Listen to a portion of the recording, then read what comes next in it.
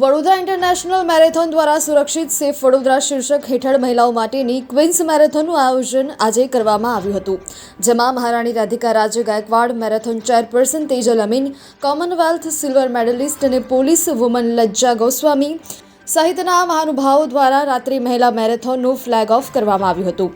અકોટા દાંડિયા બજાર bridge solar panel પરથી Queens રનને flag of થઈ હતી. વડોદરામાં મહિલાઓ સહિત તમામ માટે એક સુરક્ષિત સ્થળ છે તે સંદેશ સાથે હજારો મહિલાઓ એક સાથે દોડી હતી. સેફ વડોદરાના શીર્ષક હેઠળ એમજી વડોદરા ઇન્ટરનેશનલ મેરેથોન દ્વારા મહિલાઓ માટેની 4.5 કિલોમીટરની ક્વીન્સ મેરેથોનનું આયોજન થયું હતું. અકોટા દાંડિયા બજાર બ્રિજ સોલાર પેનલ ખાતેથી મહારાણી રાધિકા રાજ્ય ગાયકવાડની ઉપસ્થિતિમાં આ ક્વીન્સ મેરેથોનનું ફ્લેગ ઓફ કરવામાં આવ્યું હતું, જેમાં શહેર પોલીસ વિભાગની મહિલા કર્મચારીઓ અને શી ટીમ પણ આ ક્વીન્સ મેરેથોનમાં જોડાઈ હતી. ક્વીન્સ મેરેથોન દરમિયાન મેરેથોનના રૂટ પર ગુલાબી રંગની ટી શર્ટમાં દોડતી વડોદરાની ક્વીન્સ ભારે આકર્ષણ જગાવ્યું હતું.